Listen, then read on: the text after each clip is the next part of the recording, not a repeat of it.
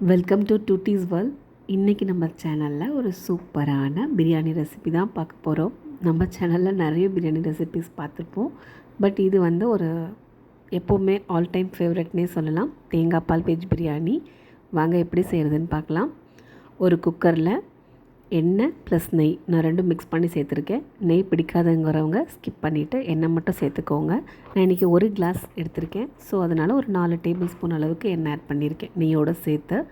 இதுக்கு ஸ்பைசஸ் பார்த்திங்க அப்படின்னா ஒரு டம்ளருக்கு நான் ஆல்ரெடி பழைய வீடியோஸில் சொல்லியிருப்பேன். 1 கிலோக்கான அளவு. இப்போ நான் 1 டம்ளர், அதாவது 1/4 கிலோவுக்கு சொல்கிறேன். 2 பட்டை, 2 கிராம்பு, 2 ஏலக்காய். தாளிப்புக்கு இந்த 3 மட்டும் போதுமானது. நீங்கள் பவுடர் அரைக்கும் போது இந்த கல்பாசி மற்ற ஸ்பைசஸ்லாம் வச்சு அரைச்சிக்கோங்க. இது கூடவே 1 டம்ளருக்கு 2 பெரிய வெங்காயம், 2 பச்சை மிளகா ஆட் பண்ணிவிட்டு வெங்காயம் எப்பவும் போல் நல்லா பொன்னிறமாக வர அளவுக்கு நம்ம வதக்கி எடுத்துக்கலாம். பிரியாணியோட ரொம்ப ரொம்ப இம்பார்ட்டண்ட் விஷயம் வெங்காயம் வணங்குறது தான். வெங்காயம் நல்லா கோல்டன் கலர் வரும்போது உங்களோட பிரியாணிக்கு கலர் ரொம்ப நல்லா இருக்கும், டேஸ்ட் நல்லா இருக்கும். பிரியாணி அவ்வளோ சீக்கிரம் கெட்டும் போகாது. ஸோ அதனால் வெங்காயத்தை எந்த அளவுக்கு நீங்கள் டார்க்காக வதக்க முடியுமோ கருகிறதுக்கு முன்னாடி ஸ்டேஜ் வரைக்குமே வதக்கிக்கோங்க. அது உங்களுக்கு ஒரு நல்ல டேஸ்ட்டை கொடுக்கும். அது வதங்கிறதுக்கான டைம் கொடுத்து நீங்கள் கிளறி விட்டுட்டே இருக்கும் போது எல்லா சைடும் ஒரே ஈவனாக ரோஸ்ட் ஆகும். அப்படி இல்லைன்னா அது ஒரு மாதிரி ஒரு பக்கம் கருகியும் ஒரு பக்கம் வேகாமல் அந்த மாதிரி இருக்கும். இந்த அளவுக்கு நல்லா வதங்கினதுக்கு அப்புறமா புதினா கொத்தமல்லி ஆட் பண்ணிக்கோங்க. 1/4 கிலோங்கிறதுனால சும்மா நுனி 5 விரல் சேர்ந்து பிடிச்ச எவ்வளோ வருமோ அந்த அளவுக்கு புதினா கொத்தமல்லி இருந்தால் போதுமானது. இதையும் சேர்த்து அந்த எண்ணெயோடவே நல்லா மொறுமொறுன்னு வர அளவுக்கு வதக்கிக்கோங்க. கருக வேண்டாம். பட் நல்லா வதங்கிருச்சு அப்படின்னா சாப்பாடு ஈஸியாக மிக்ஸ் ஆகிடும். இல்லைனா அப்படியே பச்சை தலையாகவே இருக்கும். நிறைய பேர் அதை பொறுக்கி வச்சிட்ருப்பாங்க. அதனால் எண்ணெயில் நல்லா இதையும் வதக்கி எடுத்துக்கலாம். புதினா கொத்தமல்லி ரொம்ப அதிகமாக போட்டு பண்ணாதான் ஃப்ளேவர் இருக்கும் அப்படின்லாம் கிடையாது. சம்டைம்ஸ் அதிகமாக போகும்போது ஒரு பிட்டர் டேஸ்ட் கூட வரும், கசக்கிற மாதிரி இருக்கும். அதுவும் இல்லாமல் குழந்தைங்க என்ன இவ்வளோ குப்பையை பொறுக்கி வச்சு சாப்பிடணுமான்னு ஃபீல் பண்ணுவாங்க. ஸோ கரெக்டான அளவு போடுங்க போதும்.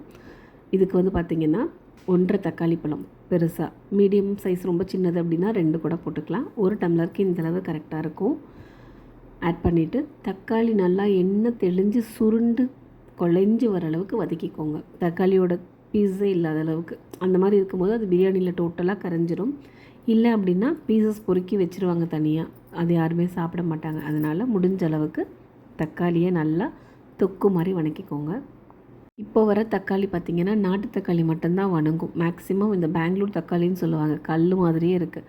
அது சுத்தமாகவே வணங்குறது இல்லை. ஸோ கொஞ்சமாக நீங்கள் வணங்குறதுக்கு வேணால் வாட்டர் ஆட் பண்ணிக்கோங்க.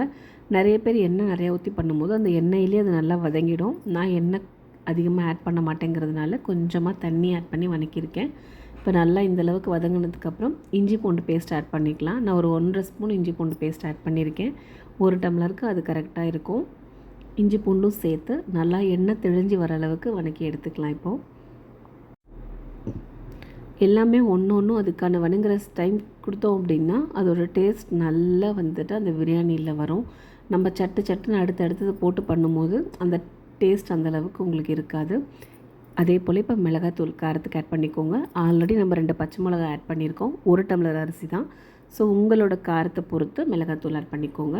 மிளகாத்தூள் எப்போவுமே இந்த ஸ்டேஜ்லேயே ஆட் பண்ணிட்டீங்க அப்படின்னா நீங்கள் பிரியாணிக்கு எக்ஸ்ட்ரா எந்த கலரும் ஆட் பண்ண வேண்டியதில்லை. எண்ணெயில் ஆட் பண்ணும்போது அது நல்லா பிரியாணியோட மிக்ஸ் ஆகி உங்களுக்கு ஒரு நல்ல கலர் கொடுக்கும். அதனால் இந்த ஸ்டேஜ்லேயே காரப்பொடி ஆட் பண்ணி மிக்ஸ் பண்ணதுக்கப்புறமா நம்ம வெஜிடபிள்ஸ் ஆட் பண்ணிக்கலாம். வெஜிடபிள்ஸ் உங்களுடைய விருப்பம்தான். கேரட், முடிஞ்ச அளவுக்கு இங்கிலீஷ் காய்கறி ஆட் பண்ணிக்கோங்க. பிரியாணிக்கு எப்போவுமே நாட்டு காய்கறி வேண்டாம். சாம்பார் சாதம், கதம்ப சாதம் இந்த மாதிரி பண்ணும்போது நாட்டுக்காய் யூஸ் பண்ணுங்கள். பிரியாணின்னு வரும்போது இங்கிலீஷ் காய் யூஸ் பண்ணுங்கள். கேரட், பீன்ஸ், பொட்டேட்டோ, நூல்கோல், ஈவன் காலிஃப்ளவர் கூட ஆட் பண்ணலாம். பட் காலிஃப்ளவர் மட்டும் கடைசியாக ஆட் பண்ணுங்கள். முன்னாடி ஆட் பண்ணிட்டீங்க அப்படின்னா நீங்கள் தேடினா கூட கிடைக்காது, பிரியாணியில் எல்லாம் கரைஞ்சி போயிடும். இதை ஆட் பண்ணதுக்கப்புறமா இந்த மசாலோடு சேர்த்து ஒரு 2-3 நிமிஷத்துக்கு நல்லா இந்த காயை டாஸ் பண்ணுங்கள். அப்போ அந்த காயிலையும் உப்பு காரம் நல்லா இறங்கி சாப்பிடும்போது ஒரு பச்சை காய் திங்கிற ஃபீல் இருக்காது. நான் இன்றைக்கி சீரக சம்பா ரைஸில் தான் பண்ணியிருக்கேன். ஸோ ஒரு விசில் தான் வைக்க போகிறேன், தம் போட போகிறதில்ல. ஸோ சம்டைம்ஸ் பார்த்திங்க அப்படின்னா காய் வேகாமல் இருக்கிறதுக்கு சான்ஸ் இருக்குது. எஸ்பெஷலி பீன்ஸ் எல்லாம் பார்த்திங்கன்னா நறுக்குன்னு இருக்கும். ஸோ அதனால் நான் வாட்டர் ஆட் பண்ணி காயை ஒரு 5 மினிட்ஸ் நல்லா மூடி போட்டு குக் பண்ணிக்க போகிறேன். ஒரு 30-40% அட்லீஸ்ட் குக் பண்ணிட்டோம் அப்படின்னா விசில் வைக்கும்போது பேலன்ஸ் குக் ஆகிடும். அப்படி இல்லைன்னா குக் ஆகாமல் போகிறதுக்கு வாய்ப்பு இருக்குது. மூடி சின்னதாக இருக்குது, அதனால் உள்ளே போகுது. ஸோ நான் வேறு ஒரு மூடி ட்ரை பண்ணி மூடி வைக்க போகிறேன். கறி ஆட் பண்ணும்போது நம்ம கறியை தனியாக விசில் விட்டுட்டு தான் நம்ம இதில் ஆட் பண்ணுவோம். ஸோ வந்துட்டு அந்த தம் போட்டாலும் சரி, விசில் விட்டாலும் அது கரெக்டாக பேலன்ஸ் ஆகிடும். காய் வந்து பார்த்திங்க அப்படின்னா நம்ம தனியாக வேக வச்செல்லாம் எடுத்து போட வேண்டியதில்லை. ஸோ அதனால் ஒரு 5 மினிட்ஸ் நம்ம அந்த மூடி போட்டு ஆவியில் வேக வைக்கும் போது அதுலேயே கிட்டத்தட்ட ஹாஃப் குக் ஆகிடும். பார்த்திங்கன்னா இப்போ ஊற்றின தண்ணி எல்லாமே நல்லா ட்ரைன் ஆகி எண்ணெய் தெளிஞ்சு காய் ஓரளவுக்கு வெந்த ஒரு 30-50% குக் ஆகிடுச்சு. ஸோ அவ்வளோதான். இப்போ இந்த ஸ்டேஜில் நம்ம தேங்காய் பால் ஆட் பண்ணிக்க போகிறோம். இன்றைக்கி ரெசிபியோட ஹீரோவே பார்த்திங்க அப்படின்னா தேங்காய் பால் தான். உங்களுக்கு தேங்காய் பால் பிடிக்கும் அப்படின்னா நீங்கள் ஃபுல்லாகவே தேங்காய் பாலே ஆட் பண்ணி செஞ்சுக்கலாம். இல்லை அப்படின்னா உங்கள்கிட்ட எவ்வளோ தேங்காய் பால் இருக்கோ அதுக்கு பேலன்ஸ் பண்ணி வாட்டர் ஆட் பண்ணிக்கோங்க. நான் இன்றைக்கி 1 டம்ளருக்கு 2 டம்ளர் தண்ணி எடுத்திருக்கேன். எங்கிட்ட தேங்காய் பால் பார்த்திங்கன்னா 1.5 டம்ளர் இருந்தது. ஸோ நான் 1/2 டம்ளர் வாட்டர் அதிலே ஆட் பண்ணி 2 கிளாஸ் மெஷர் பண்ணி ஆட் பண்ணிட்டேன். இப்போ நல்லா இது கொதி வரணும். எல்லா பக்கத்தில் சைடு எல்லாமே ஒட்டிகிட்டு இருக்கிறதுல அந்த மசாலா எல்லாத்தையுமே தண்ணியில் கரெக்டாக எடுத்து விட்டுருங்க. எல்லாமே ஈவனாக எடுத்து விட்டதுக்கப்புறமா உப்பு ஆட் பண்ணிக்கிறேன். நான் ஆல்ரெடி தக்காளி வதங்கும் போதே பாதி உப்பு ஆட் பண்ணியிருந்தேன். பத்தலைங்கிறதுக்காக இப்போ இன்னும் கொஞ்சம் உப்பு ஆட் பண்ணியிருக்கேன். தண்ணி நல்லா கொதி வந்ததுக்கப்புறம் அரிசி போடுங்க. ஏன்னா சீரக சம்பா பாஸ்மதி ரைஸ் எல்லாம் கொதி வரத்துக்கு முன்னாடி போட்டிங்கன்னா அரிசி வந்து நறுக்கு பதம், அதாவது வேகாமல் ஒரு மாதிரி நறுக்குன்றக்குள்ளே அந்த மாதிரி வந்துடும். நல்லா கொதி வந்ததுக்கப்புறம் ஆட் பண்ணுங்கள். இப்போது நல்லா கலந்து விட்டுட்டு நான் விசில் தான் வைக்க போகிறேன்னு சொன்னேன். விசில் வைக்கணும் அப்படின்னாலும் நீங்கள் தம் போடணும் அப்படின்னாலும் அது சாப்பாடு வந்து லெவல் வரணும். அதாவது உப்மா பதம்னு சொல்லுவோம். அரிசியும் சாதமும் லெவல் வரணும். அந்த ஸ்டேஜ் வந்ததுக்கப்புறம் தான் நீங்கள் எதர் தம் ஆர் விசில் போடணும். அதுக்கு முன்னாடி போட்டிங்க அப்படின்னா இவ்வளோ தண்ணி இருக்கும்போது நம்ம போட்டோம் அப்படின்னா அது பிரியாணி மாதிரி இருக்காது, பொங்கல் மாதிரி ஆகிடும். ஸோ அதனால் அகைன் நான் வந்துட்டு ஒரு மூடி போட்டு தண்ணி வந்து ட்ரைன் ஆகிற வரைக்கும் வெயிட் பண்ணலாம். இன்னொரு விஷயமும் இருக்குது. நீங்கள் தண்ணி சப்போஸ் ரொம்ப ட்ரைன் பண்ணி லெவலுக்கு மேலே ட்ரை ஆகிடுச்சு அப்படின்னா தம் போடும்போது பிரச்சனை கிடையாது, அது பேலன்ஸ் ஆகிடும் அந்த ஆவியில்.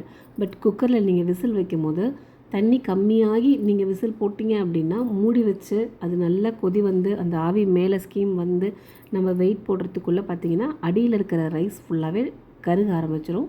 அதனால தான் நிறைய பேருக்கு பார்த்திங்கன்னா பிரியாணி மேலே நல்லாயிருக்கு, கீழே அடி பிடிச்சிருக்குன்ற அந்த கம்ப்ளைண்ட்டு. ஸோ விசில் போடும்போது லேட் பண்ணாமல் தண்ணி அரிசி லெவல் வந்து இம்மீடியட்டாக நீங்கள் போட்டுட்டு ஆனில் வச்சுருங்க. ஒரு விசிலில் ஃபஸ்ட்டே விட்டுருங்க. நிறைய பேர் பண்ணுற மிஸ்டேக் சிம் வச்சதுக்கப்புறம் விசில் விடுவாங்க. அது ஒயிட் ரைஸ்க்கு கரெக்டாக இருக்கும், பிரியாணிக்கு கரெக்டாக இருக்காது. ஏன் அப்படின்னா சிம்லேருந்து நீங்கள் ஆன் வைக்கும் போது அந்த ஃபுல் ஃப்ளேமும் கீழேருந்து மேலே வந்ததுக்கப்புறம் தான் உங்களுக்கு ஸ்கீம் வெளியில் வரும். அதுக்குள்ளே பார்த்தீங்க அப்படின்னா மேலே ஸ்கீம் வரத்துக்குள்ளே கீழே இருக்க லேயர் ஃபுல்லாகவே கருக ஆரம்பிச்சிடும். அதனால் அந்த தப்பு பண்ணாதீங்க. பிரியாணிக்கு ஃபஸ்ட்டு விசிலை விட்டுட்டு அதுக்கப்புறம் கூட நீங்கள் சிம் பண்ணி 5 மினிட்ஸ் தம் போட்டுக்கலாம். இப்போ பார்த்திங்கன்னா இந்த அளவுக்கு நான் காமிச்சிருந்த அளவுக்கு தண்ணி வந்த உடனே நான் இம்மீடியட்டாக க்ளோஸ் பண்ணி விசில் போட்டுட்டேன். ஒரே விசில் தான் விட்டுருக்கேன். ஏன்னா சாப்பாடு 1/2 அன் ஹவர் ஊறி இருக்குது. ஒரு விசில் போட்டதுக்கப்புறமா ஆஃப் பண்ணிவிட்டு ஸ்டவ் மேலே ஒரு 15 மினிட்ஸ் அப்படியே விட்டுருங்க. இப்போ ஸ்கீம் ஃபுல்லாக போயிடுச்சு. ஓப்பன் பண்ணி பாருங்கள். பிரியாணி சூப்பராக மலண்டு வந்திருக்கு. ரைஸ் எதுவுமே நறுக்கு பதமோ வேகாமலும் இல்லை, தண்ணி ஓவராகவும் இல்லை, பர்ஃபெக்டாக குக் ஆகிருக்கு. நான் இப்போ மிக்ஸ் பண்ணி காமிக்கிறேன் பாருங்கள். நிறைய பேர் சீரக சம்பாவை சமைக்கிறதுக்கு பயப்படுற விஷயம் கொழிஞ்சு போயிடுது, அடிப்பிடிக்குது, இல்லைன்னா வந்துட்டு வேகாமல் போயிடுது. அந்த மாதிரி தான். இந்த மாதிரி பர்ஃபெக்டாக நீங்கள் தண்ணி வச்சு கரெக்டான விசில் போடும்போது பர்ஃபெக்டாக இருக்கும். பாருங்கள், நான் அடி வரைக்கும் காமிச்சிருக்கேன், கொஞ்சம் கூட அடி பிடிக்கலை. எல்லாமே மிக்ஸ் பண்ணி விட்டுட்டு சூடாக சர்வ் பண்ணுங்கள். சூப்பராக இருக்கும். இதே மெத்தடில் நீங்களும் செஞ்சு பாருங்கள். கண்டிப்பாக உங்களுக்கும் எந்த மிஸ்டேக்கும் இல்லாமல் வரும். செஞ்சு பார்த்துட்டு எப்படி இருக்குன்னு கமெண்ட் பண்ணுங்கள்.